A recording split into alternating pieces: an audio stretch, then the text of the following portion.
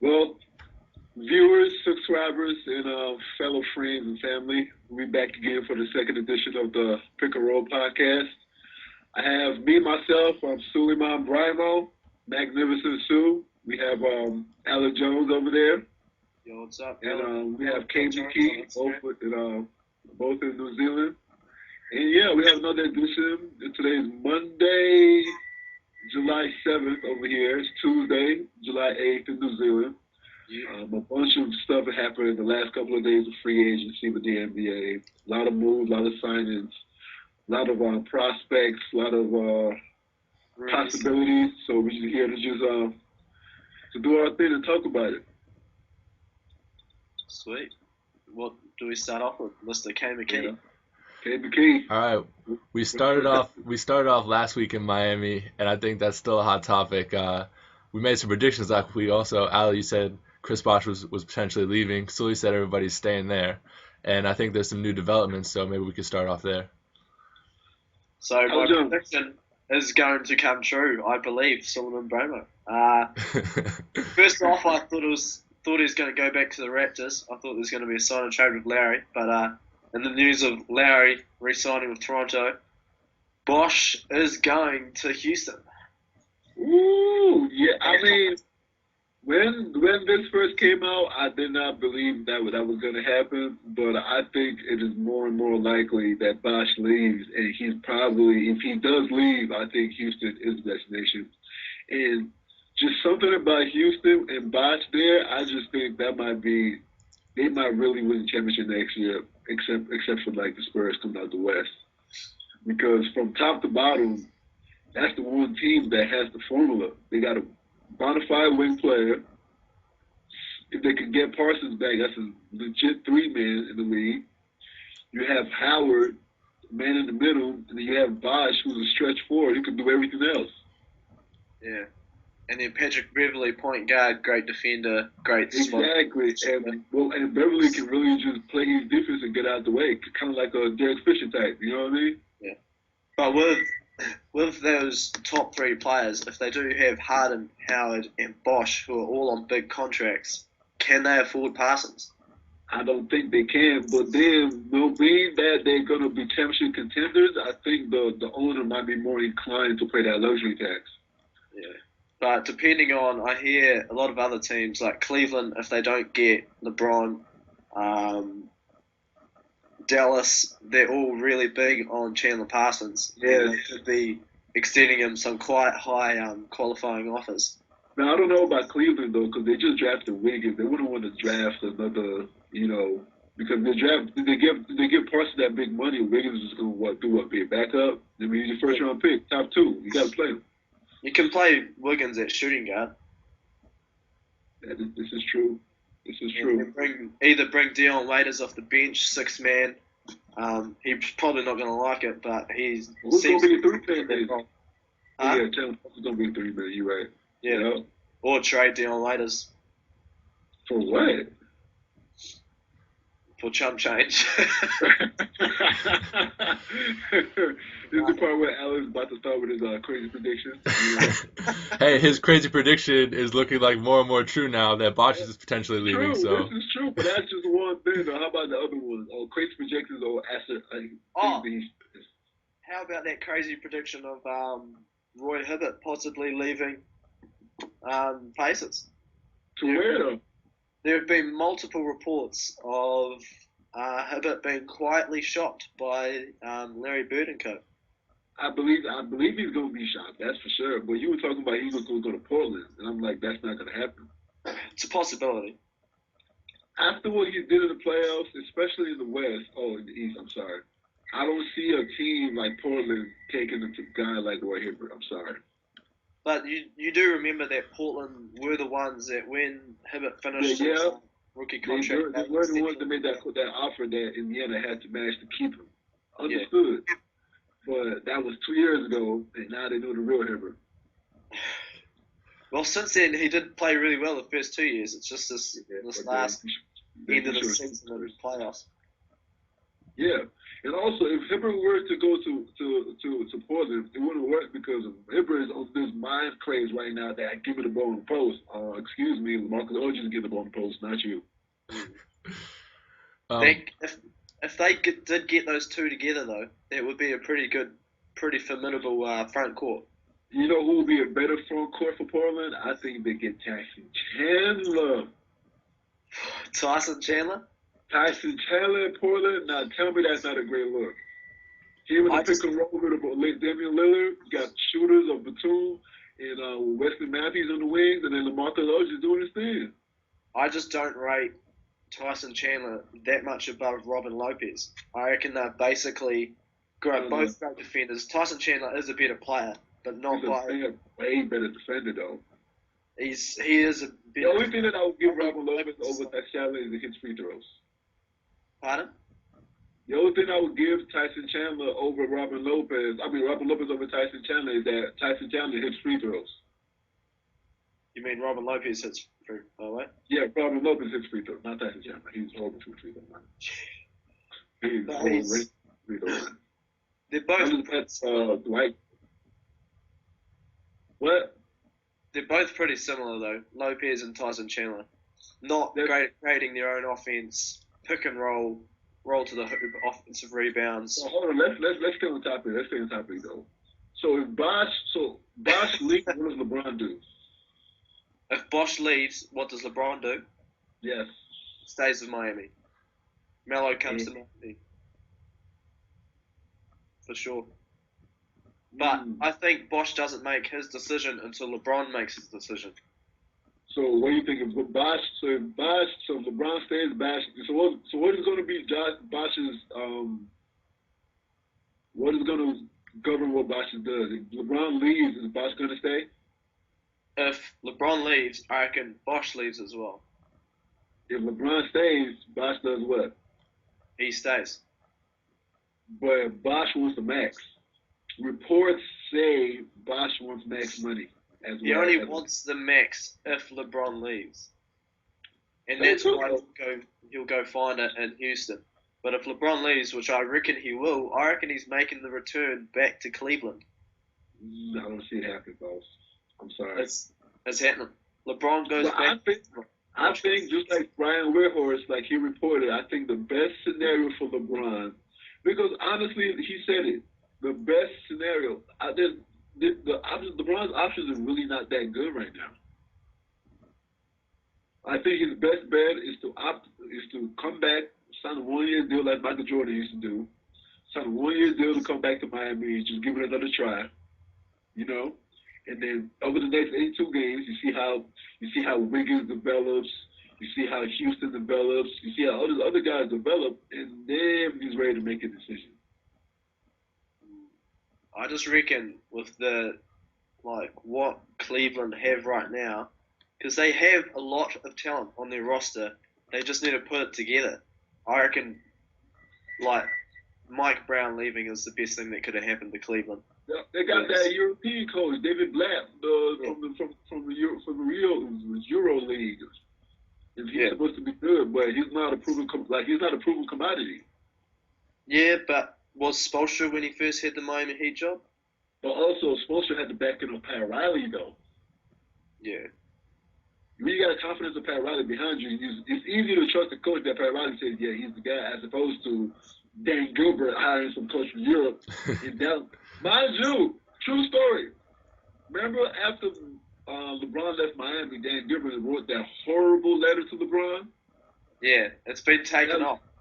Yes, that letter was on the Cleveland Cavaliers website for almost 4 years, like 3 years, like 300 something days. This morning, got taken off. That's a sign. LeBron is coming. That's a sign that they want LeBron. After all that mess they told you, like, LeBron, I'll be sorry, we're just mad, we just mean what we said. Just come back, please. It's just like a normal relationship, though. They've both made mistakes, and now they've talked it out. What mistake did LeBron make? He went on national television saying, not one, not two, not three. Whoa, wait a minute. That's like, if you can relate to the relationship, that's like you getting with a girl, you and your girlfriend break up. but in your breakup, you go meet another girl, and man, she's a beautiful girl. She takes care of you. She gives you everything you want. It's a beautiful relationship. You guys have a couple of kids, and then the old girlfriend was like, "Yeah, go be with that girl. You never have no kids. You never have no beautiful kids. You will never prosper with that girl. That girl ugly anyways. You ugly anyways. I never loved you." What do you expect? What do you expect when you go promise the first girl that you're gonna marry them and give them children? No, well, the first girl, them like that? tried it out for 8 years. Like, you know what, baby, it's not working out. Let's get divorced. He didn't say it like that though. He just gets it and said, you know what? I'm out. It's it. He just said, you know what, baby, this ain't for me no more. I'm home. Deuces. That's what he said. All right, so you guys are comparing NBA championships to having children, which is interesting. But moving on from Miami, we did talk a little bit about the Pacers before, and I saw some interesting things about Lance Stevenson there earlier, and that's something I definitely want to talk about. Lance Stevenson, what's going on with Lance, Alan? Lance, Pacers offered him that. What was it? 4 years, 44 mil. Something like that. Sure.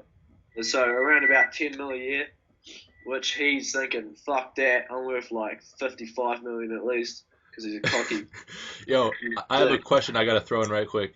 If he got offered anything less than like, I don't know, 60, 70 mil over 4 years, was he automatically just going to be like, I'm worth way more than that, Pacers. I'm worth way more than that to you guys?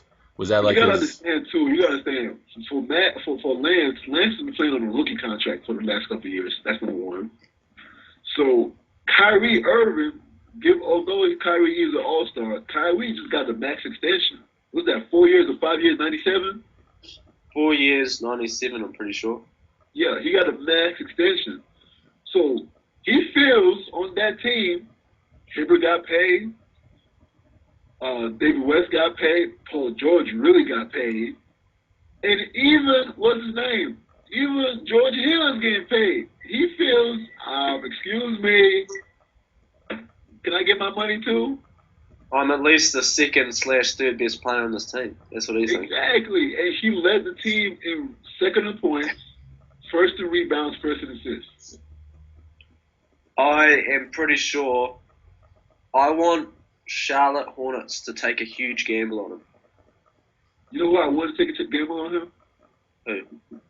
The Lakers. Oh, they were also reported to have interest. You know what I think Lakers should do? Don't offer Lance like a 4-year deal. They should offer Lance like 2 years, 2 years 32 or 2 years 30. What, are they going to have Lance at the 2 and Kobe at the 3? Like, how do you... No, that's firepower off the bench. You're going to play Lance off the bench? You're not going to start him over Kobe. I don't think Lance takes that. He's not going to Lakers thinking, fuck, I'm going to play him. So you think Lance is going to pass up on $15 million or like $12 to $15 million right now just so he wants to stay home? Well, I reckon he can get close enough to that somewhere else where he's going to get valuable minutes, like Charlotte. Oh, no, he's going to get valuable minutes, but I also think they're going to get Steve Nash out of there, too. They're going to package him to get him out of there for somebody. If they can get someone like Melo, I reckon they package Steve Nash. Yeah, Steve Nash is out of there in a heartbeat. What are the point guards the Lakers have besides Nash? They have nobody on their roster. They need to re-sign Kendall Marshall. I reckon he's a valuable player coming off the bench. Kendall Marshall makes me mad. You know, Kendall Marshall is the guard version of, in my opinion, this is my opinion. Kendall Marshall is the guard version of Roy Hibbert. What are you talking about? Don't let the stats last year fool you. Okay, he played in LA. It was online. He got to play every. He knew he was playing every game. He was playing Mike D'Antoni's offense. We know what that does to players. Okay, he was playing in that offense in LA, and he was just hyped up. I think I seen last summer. Matter of fact, last summer before he went to the Lakers, I saw Kendall Marshall play in summer league, and he was trash can punch. He was getting the ball stole from him. He was turning the ball over. He dribbling too much. That's just my opinion. I might be wrong. You know, people might see different things, but that's what I saw from him. He is a great facilitator. He's a very average shooter, but he is a great facilitator, and very below average shooter. Very below average shooter for a point guard. Great facilitator just because he has the ball. The offense is predicated upon him having the ball in his hand all game, so he's gonna look good. Yeah, but as you said, you can look good at D'Antoni offense is gonna get point guards a ton of assists. Exactly. Every D'Antoni offense, Goran Dragic did well in the offense. Steve Nash, well, great guard, did well in that offense. Like everybody does well in the D'Antoni offense, especially point guards. Yeah. The two people that always do good in D'Antoni's offense are the point guards and the athletic four-men. Yeah, very true. The Steve Nash, that can shoot three. You're gonna look good. You're gonna look good in that offense if you can. Hakeem Ward got a crazy offer because he played for D'Antoni. Where's Hakeem Ward now? Is he in the NBA still? I don't know. I think he's working at bloody Costco or something. He's getting stuff off the high shelves.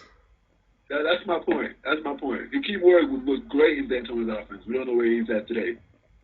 Did you hear about how Melo's decision is down to New York and Lakers? Houston and Chicago. I heard the Lakers presentation was like off the chain. Yeah, they said like they made like a movie, like a short movie for him to come to the Lakers, offering him max offering him 44 years, 96 mil as well. Yeah, I think 96 with 30 out there, so he can re-up and get that $30 million back after that. Yeah. God damn. Woo. See, the Lakers is in a tough spot though because I just feel like they got Jim Buss's GM nobody likes. They got nobody on the roster except Kobe's ginormous contract and Steve Nash's $10 million contract and Robert Sacre as your center. Like they just don't have like who's Melo? If Melo signs there, it's strictly because of his wife and LA and the money. Who's there for him? This is what's going to happen. Powell not coming back.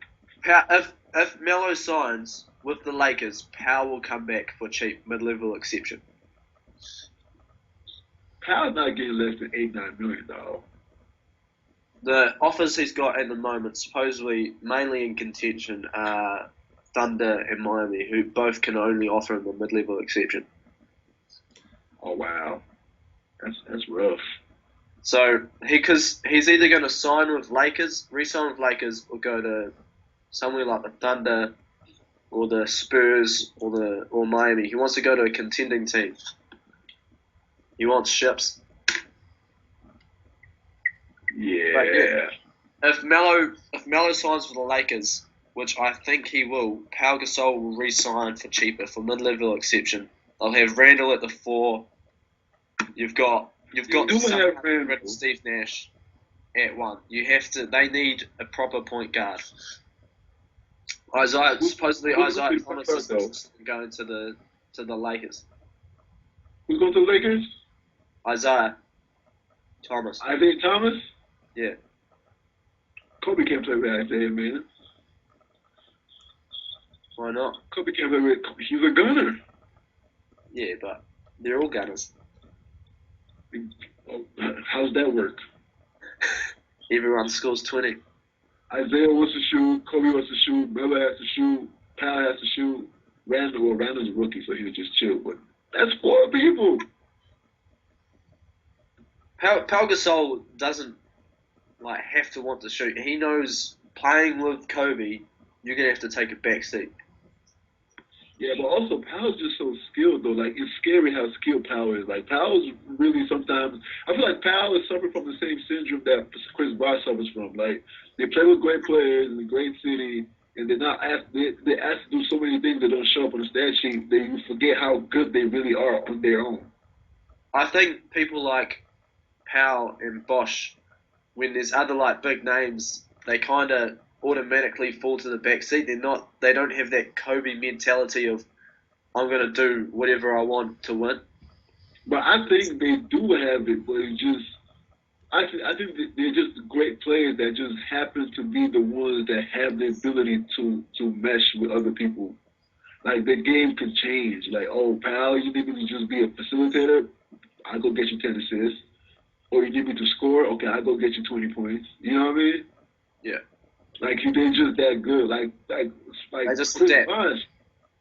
Chris Bosh is so good. I feel like people really underestimate how good he is because he doesn't score 20 every night. But that boy could go for 30 every night if he really wanted to. You talk about Roy Hibbert disappearing in the playoffs. Yes. Chris Bosh low-key did not on that same extent. But he did. No. But if you go call Chris Bosh out, let's call Dwayne Wade out. Oh, yeah. I will call Dwayne Wade out because he disappeared as well. He's had a horrible season. Horrible season, horrible playoffs, horrible finals, didn't play no defense. He was getting torched by Danny Green. Yeah. And then that's one of the reasons why I believe that LeBron just can't go back to Miami. He needs to go to... What are his options, though? Cleveland, Phoenix Suns, and Houston. You see how he comes up with any team in the league that he wants to go to. Okay, you're right about that. LeBron says I'm going to come to your team. They're going to make it happen. Without a doubt. I understand that part. I'm not arguing. But Phoenix Suns, how do you that? They've got the room to get LeBron. Imagine pairing him with Goran Dragic, Eric Bledsoe, him, and then they were working out enough room to get. They want to get both him and Melo. Oh wow! So imagine that starting lineup of Dragic, Bledsoe, LeBron, Melo, and then someone like Miles Plumlee at center. That's not a good team. You don't think that's a good team? Who's the better player? Well, that's a bad question. Who's the better player, Bledsoe or D-Wade? Bledsoe. I don't know, man. Because D-Wade gives you 20 with one knee. Because, well, D-Wade was here and Bledsoe was here. And then D-Wade started coming down and now Bledsoe's overtaking him. Bledsoe's on the way up. He's going to do nothing but get better. Dwayne Wade's only going to get worse. I think LeBron should stay in Miami for 1 year and then do this again next summer. But that's what I'm saying. All right. Well, we can wait and see how that all plays out. I think we spent a good amount of time on Miami for the day, but it is a hot topic. Basically, this whole free agency revolves around Miami. It does, because so many other things are going to start falling into place once LeBron and Bosh figure out what they're doing. The whole free agency is in limbo. Everyone's just waiting for what LeBron and Carmelo are going to do, and then once they sign with places, everything else will fall into place. Okay. Yeah, but also in this free agent class, and the Green's going now, but take LeBron, Melo, well, take the big three and Melo out the equation. Who else is out there? Luol Deng? Well, you got Luol Deng, Lance Stephenson, Trevor Ariza, bloody... Well, all those guys are more likely to go back to the same teams. Like, I mean, like, legitimate people that are game changers for your team. Well, there's no, apart from Melo and LeBron, there's no actual, like, full game changers that are going to be going. Exactly. And then Luol Deng is over here asking for $12 million. Whew. Yeah. I think he's pretty worth it, though. 12 mil. It's not bad. Man. 10 to 12. Cam and Key, what we got next? What else is on the horizon? We talked about two East Coast teams. Talk about the Heat. We talked about the Pacers a little bit. I think I want to touch on the Wizards because one thing Al mentioned last week was maybe Gortat goes to Miami or something happens with him, but I think he did end up getting that contract. He's back with the Wizards. That's right. He got paid. And looking forward for the next, season, 2 seasons, how do you see them developing? Because they're going to be maybe going to be a contender in the East, at least. Well, the contract. I think they might have overpaid Gortat.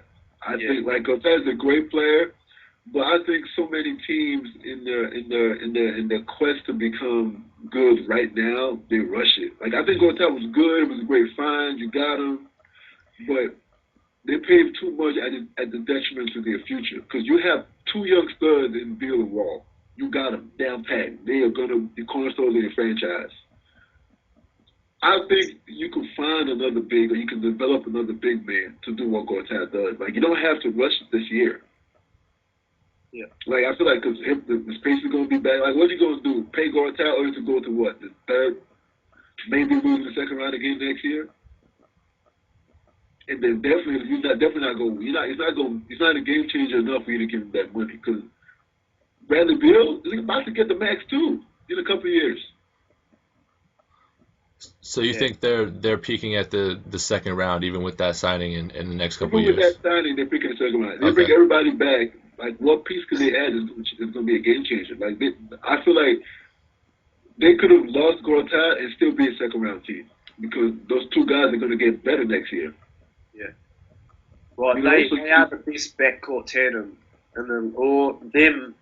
between them and Steph Curry and Klay Thompson. So between those two guys, like I think you just if Gortat asks for max money, like I'm sorry, man, we're not gonna handcuff ourselves because you want the max money. I know you got to get paid, and we know our young guys are gonna get better, and they're gonna be good enough to carry us. And if you lose in the first round they're gonna make the playoffs next year. If they lose in the first round, it's not going to be a disappointment. They overachieved this year already. And then paying Gortat that money is forcing out Trevor Ariza, who's a huge part of their team. Exactly. He lets everybody do what they do. He guards the best wing players and all that, so he just chills out. Like I think they overpay for Gortat. I really think so. And that's with Ariza possibly going elsewhere. It's going to force their number 3 pick last season, Otto Porter. Was it number 3? Yeah, I think so. Yeah. They're going to force him to take that 3 position, and he hasn't showed anything as of yet. Hasn't showed anything so far, so we'll see if he can come this season, prove his worth. It's a tough spot to be in. I think they should have, like, as far as that Gortat signing, I think that Gortat signing could have been handled better. Definitely. And I think they overpaid for him because they didn't want another Eastern team in Miami getting him. Oh, so he would have gone to Miami if they didn't pay him like that, and you would have been right. Is that what you're trying to say? But also, Miami could have paid him like that. That's what LeBron wanted because Marcin Gortat reminds him of Zondre Gauskas. Big Z. Big Z. Yeah, but I don't. Yeah, because even if the Wizards didn't sign him, I think Gortat would have got his money, but it wouldn't have been from Miami because Miami is not going to pay that much money for Gortat. They don't have that much money. Yeah. And moving on to another team in the East, how do we feel about the whole Nets coaching situation? That was kind of crazy. That's a crazy world. I heard that was like a coup of some sort. Yeah, J Kidd, man, he's hungry. He's hungry. Like J Kidd, I guess word is I heard a rumor that during the season, J Kidd, Billy King, the GM with the Nets, J Kidd was like, man, you need to hire somebody to go over him, like, to oversee what he's doing, because I guess he doesn't know what he's doing. And then Kidd was on the verge of getting fired, and then he got hired. The team did well, got to the second round. Say what you want, he did win 5 games in his first year as a head coach in the NBA. You know what I'm saying? 5 playoff games. That's pretty good. So he did that, and then after the season, he tried to, maneuver his way and be like, how about you make me GM and president of basketball operations, And I guess the move backfired. So it was like, now the GM knows the politics involved, and he just used that to parlay. He just parlayed his success and all that into the Milwaukee head coaching job. And word on the street is, even though he's just the head coach, the GM of Milwaukee might be on his way out because they're not going to be good the next couple of years, so they're going to have to fire somebody. It's not going to be Kidd because he's just a new coach with a bad team. And then when that happens, they might elevate coach to give him more responsibility to have that job. Word on the street, sources say. Okay. Jacobs That's too. Inside source right there. Quote me. J-Kid is too ambitious too quickly. He is trying to skip the whole working hard to get your way to the top. He's trying to go straight from 2 years out of playing in the league straight to head coach, and now he wants straight to GM and head coach. He wants the whole Doc Rivers bloody job title. Also, not only that, J.K. feels a little bit slighted because there's two new coaches, Fisher and Kerr just got a ginormous coaching contract, and he feels like he's being underpaid for a guy that actually won 5 games. Yeah. So he was able to get that money from Milwaukee. Yeah, but you look at Jason Kidd's career, who was obviously a better point guard and better player than Derek Fisher, but Derek Fisher has 5 championships. He's played under Phil Jackson the majority of his career. He's smart. Yeah, I think it's so much about him being a coach. It's just so much about the fact that all these new coaches coming into the league are getting these crazy contracts and making in excess of however long, like 4 years, $25 million, stuff like that. In 5 years, 22, whatever it is that these guys are making. And he's over here like, well, am I making $1.2 million or whatever, however much it is he's making? You know what I'm saying? Yeah. And he's like, I'm already a coach, and I'm already winning as a coach. Yeah. I believe it's a good thing that these coaches are getting more money because they are a huge and vital part of a successful team. Exactly, especially if they're going to be blamed and the coach is probably going to get fired. It's like Jeff Van Gundy says, as soon as you get hired, the clock starts ticking. You're hired to be fired as a head coach in the NBA. Like, except you like Popovich or maybe Spoelstra that just got Pat Riley backing you. When you get hired, the clock pretty much starts ticking. Yeah. And I'm just fascinated with the trend at the moment of everyone wanting the coaching and head of operations, like dual position. Like you've got Doc with it, you've got Jeff Van Gundy. You got Jeff Van Gundy, you got Carlisle. You've got bloody J Kidd wants it now. J Kidd wants it now, and then somebody else has Popovich has it. It's crazy, but I probably don't have it because they have somebody else above him. So Sam Presti, somebody else is over him, but he like makes decisions too, though. Yeah. But somebody else has it. Doc Rivers, Stan Van Gundy, J Kidd wants it. Well, yeah, a lot of coaches they want control over their own roster. You know, they want to recruit their own talent and bring guys in that fit their own bill. Yeah. I mean that makes sense. That makes sense because at a lot of other levels of basketball, that's what the coach does. Yeah. And also, NBA, I think it's tougher for you to get that responsibility because you do have to coach for 82 games. Like that's distracting, and then you got to sign up for a trade. It's like, you know, you might be the head coach and president of basketball operations, but somebody else is still going to do the work just for you to sign off on it. You know what I mean? Yeah. Like so I just feel like you just got to find somebody that's a good GM, but you got at the same time you got to still see eye to eye. Like, I feel like the coach, people have a lot of times, I think the hierarchy where the GM is over the coach is not a good hierarchy to have. I think the GM and the coach have equal status in the organization, so that way they can make decisions together. Yeah. As opposed to just being told, oh, by the way, we just traded this player that you like for this other player because, you know, we got to cut capital, you know? Yeah. No, I totally agree with that.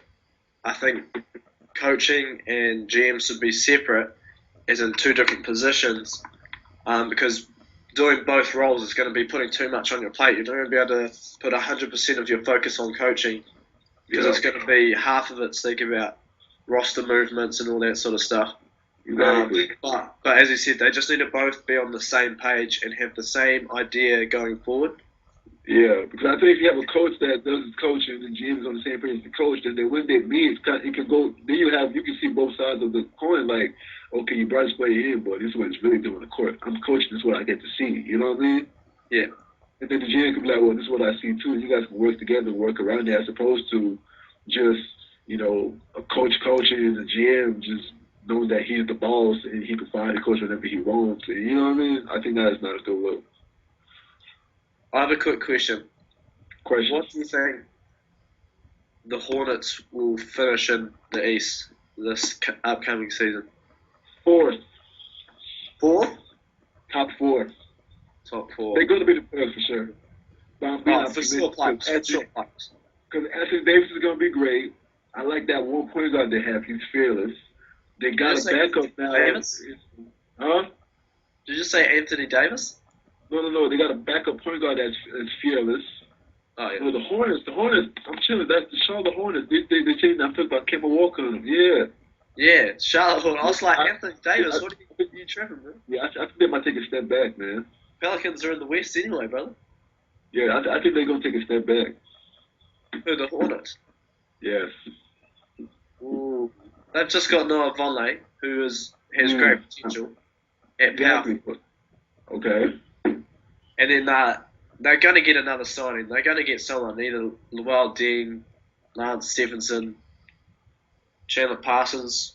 They're going to get one of those players. You think so? I do think so. I think they would get a good 2-man or another good wing, so that way there's not as much pressure on Kill Gilchrist to do anything offensively. That's good. You just want Kid Gilchrist on there to shut down his player and slash to the basket. Exactly. And then who else you got? You got But then you need like can create offense.